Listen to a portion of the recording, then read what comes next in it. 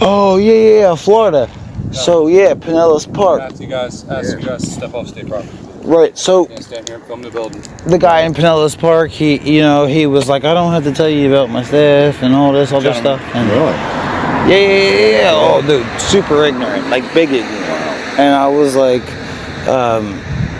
just tell me like your name and badge number or whatever. But he was like, what part of town? What Florida part is that? Gentlemen. That's like along the trespassing on state property. Hold on. This is along the Gulf Coast. Along the Gulf Coast, it's beautiful out there. I'm gonna have to ask you to step off of the property. You're trespassing on state property. Oh, there's public sidewalk at state property. Look at my foot placement. If you want to film the building, you can feel free to step across the street. There's public sidewalk at state property. Sir.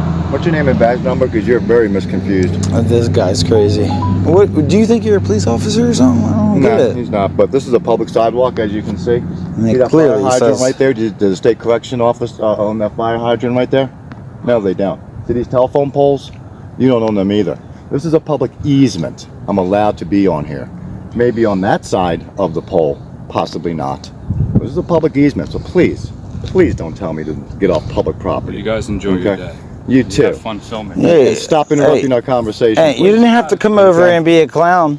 You could have just, minded your own business. You thought about it now. We do. But you walked over first. Bye-bye.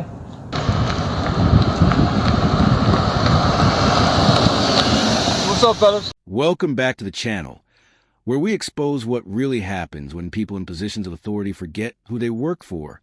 Today's story begins on a quiet public sidewalk with what seems like an ordinary moment, until a group of correctional officers decides to assert authority beyond what they believe they have. What starts as peaceful observation quickly escalates into a tense confrontation. Behind the camera, the citizen remains calm, composed, and unwavering while the officers repeatedly issue demands.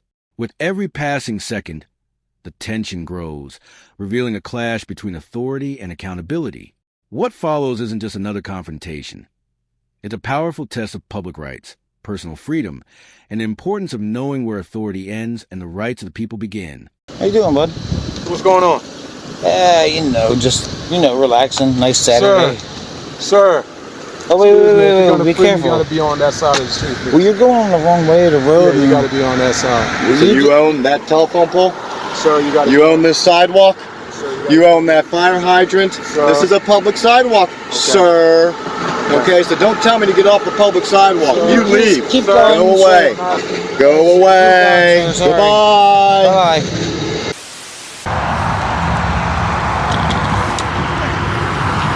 What? The traffic you had.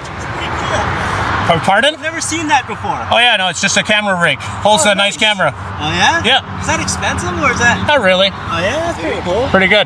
Yeah. You doing all right though? I'm doing good. All right, awesome. Is there a reason why you're filming? Absolutely. There's always a reason why I'm filming. Is there a reason this lady's filming? Because she's making a public record right inside the window there. Okay. She's filming me. So, is there any reason for that? Free phone. Well, I'll be going inside to get my to get a Freedom of Information Act because I want that camera film that she's got. So.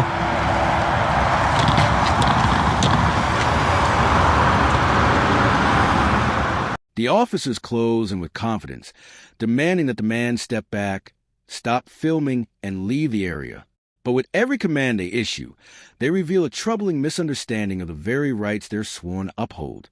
The auditor remains calm, composed, and unshaken, carefully pointing to the fire hydrant, utility poles, and the public easement as clear evidence that he's standing in a lawful public space.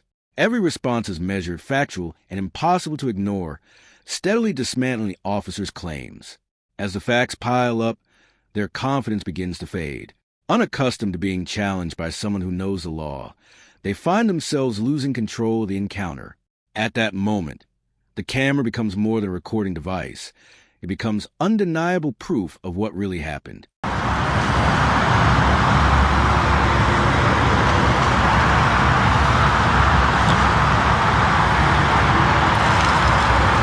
She's right there, guys. Filming me.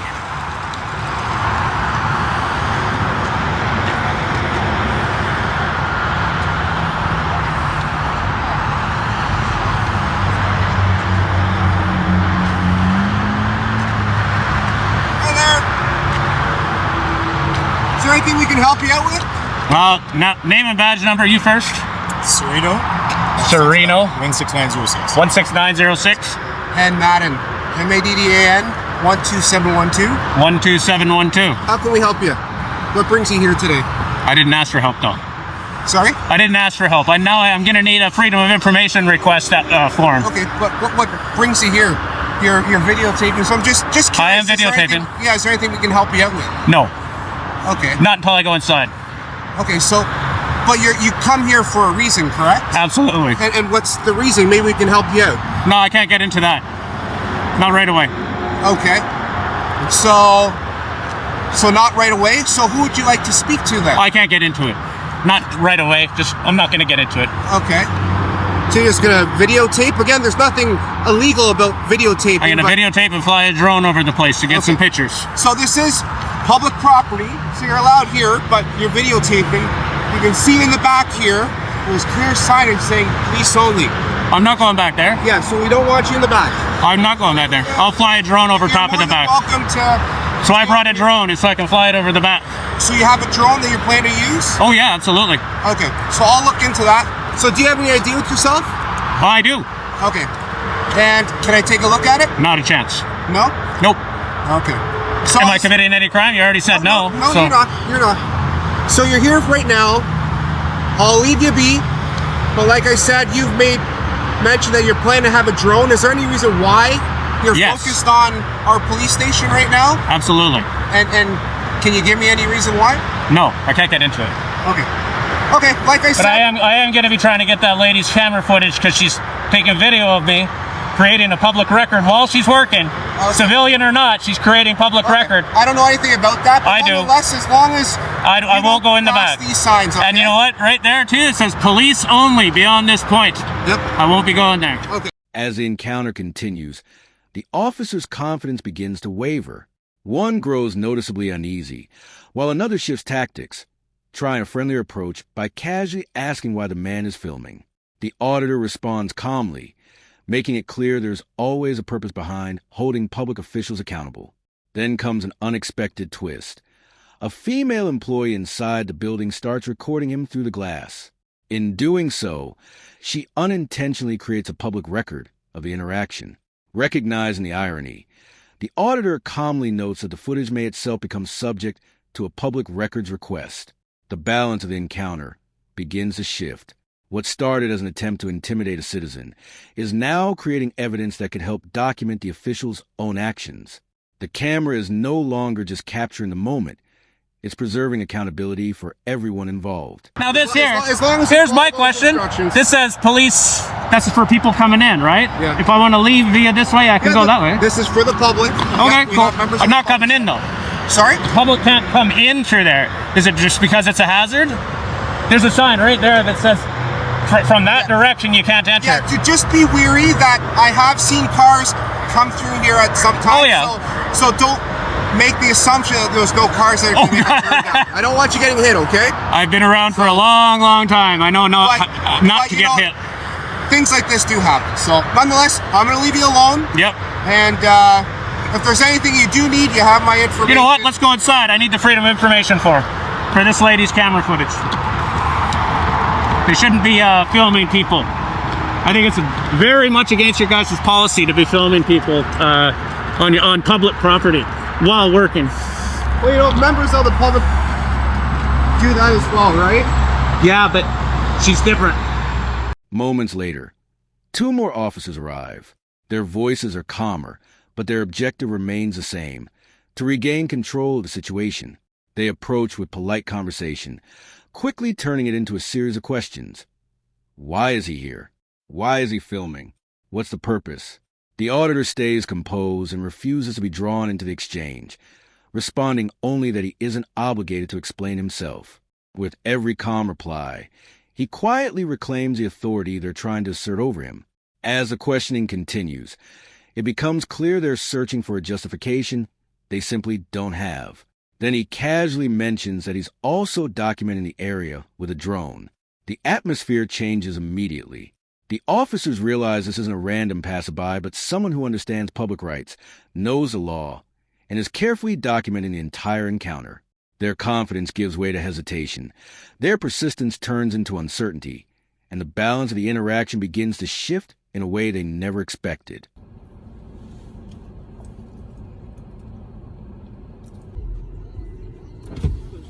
Yeah. So, you know what I think's going on here? I think, buddy, I think you're here doing something bad in my town. I'm not.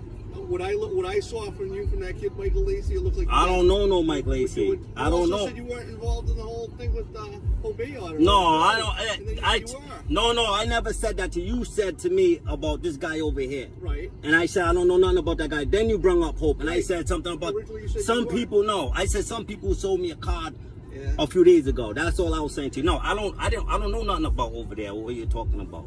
I mean, when I pulled off from I was doing something over there, but not with that What were you person. doing over there? Listen, I don't have to answer questions. I am not doing nothing wrong. I promise you that. I promise you that I am not doing nothing wrong. You on probation? What's that got? That's profiling me. Why are you asking that? It's like I don't have to answer that question either. I don't have to answer that question. We're going to the canines 50 outside of your car. I mean, you. I don't agree to that, but you're gonna do what needs to be done. You're gonna do what needs to be done. You do what needs to be done. You keep filming, okay? All right. What's up, man? How you doing? Yeah. Yeah. So, for exterior vehicle, there should be no reason why you should alert, correct? No, I'm straight. There's nothing in this car. I'm fine. I'm good. I promise you, I'm good. There's nothing to worry about. And you guys are doing this for no reason. So, you do what needs to be done. Sensing the encounter slipping away, the officers make one final attempt to justify their actions by suggesting he could be involved in suspicious activity elsewhere in town. It's a familiar tactic, raising vague suspicions in hopes of creating a reason to continue questioning him. But the auditor remains calm, focused, and completely unfazed. Instead of arguing or reacting emotionally, he answers with quiet confidence, allowing the officer's own assumptions and unsupported claims to speak for themselves. As they speculate, make unfounded connections, and press for answers, he refuses to take the bait. He simply repeats that he isn't doing anything unlawful. That steady response carries more weight than any heated debate. In that moment, the silence becomes powerful, highlighting the contrast between calm confidence and escalating suspicion. The officers gradually realize they can no longer control the narrative, while the camera continues to capture an encounter that speaks for itself. Again, I done nothing. I just got here. Yeah. That's why I'm Okay, I done nothing. I'm not worried about nothing. I done nothing at all. You guys are doing this. It's more like harassing me, but okay. Alright, so my canine, he's aggressive. What do you mean? He's a bite dog. Oh, So- man. Jesus Christ. So what I do That's is, just bad. so while I do the exterior search, we're gonna have you step out. I don't want to step on my car. You need to. How am I consenting to a search? This is I'm not crazy. searching the interior. I'm doing the outside. But I don't want to step out my car. I don't feel safe out there. Yeah, but for your safety, because my dog bites. I'm gonna have I you don't. step out. This. Trust me. I'm not a dog person. I don't want to be next to your dog. But for safety reason for you, you have to step out. I do not consent to step on my car. We'll get you out of here as soon as he But I do not consent to step out my vehicle. I done nothing wrong. You guys do what needs to be done. I don't have to step out my vehicle. I don't feel safe. I don't feel safe to step out my vehicle. For what grounds is this? This is illegal. You can do what needs to be done with me in the vehicle. What I believe I saw back there, I believe I saw some sort of drug interaction. Oh, that's and again, you're doing that based off me being black. No. Me being Based black on- and you based seeing on my the fact- background. based on the Hold fact on, this you is walked exactly away what it. from your No. car. He was walked in walking. your car. No. He was walking. I don't know that guy. He was walking. No, I'm telling you, you're profiling me because I'm black. You're profiling me. I'm telling you, you're profiling me because I'm black. I don't care what you think you saw. You're profiling me because I'm black. And you ran my name, and you see my background, so now you're like, oh yeah, there's something, but now you're like, oh, there's something in my car. No, there's nothing. Moments later, another officer arrives, and the entire tone of the encounter changes. What began as cautious questioning quickly shifts into a more confrontational exchange. The officers become increasingly assertive, suggesting criminal activity, without presenting clear evidence, and directing the auditor to step out of his vehicle. Despite the mounting pressure, He remains calm, composed, and deliberate, rather than reacting emotionally. He clearly asserts his rights, stating that he does not consent to a search and expressing that he does not feel safe. His measured responses stand in sharp contrast to the growing intensity around him. As the officers continue pressing, his composure never breaks. What they interpret as resistance is, in reality, a disciplined commitment to exercising his legal rights. In that moment, the encounter becomes a powerful example of how knowledge, patience, and self-control can shape the outcome of a tense interaction. Listen, I know how this goes. I don't have to step out. I don't have to step out my vehicle. I done nothing wrong. I done nothing wrong. I've been compliant. I gave you everything you needed. I'm not a child. I don't feel safe stepping out my car with you guys. And he got a bite dog on top of it. Yes, absolutely with yous. Look how you're treating me. You see me over here now. I'm a drug dealer. I'm a criminal. I got weapons in the car. Like an interaction of an exchange. I don't care what you saw. I was doing nothing. That guy walked by me. Away from you pretty quick. He walked by me. I don't know him. He walked by me. He literally walked by me. If you would have seen an interaction, I promise you would have stopped it right then and there. You'd have put your lights on. You would have stopped him. You would have stopped me. You didn't see anything. You didn't see me do anything. You turned around. You didn't see me do anything.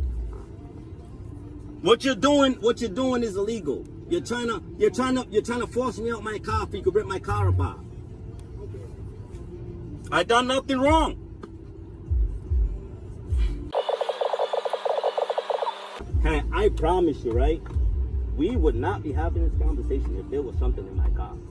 My rap sheet says that. If you just pull my name, you'll see that. So you're wasting your time.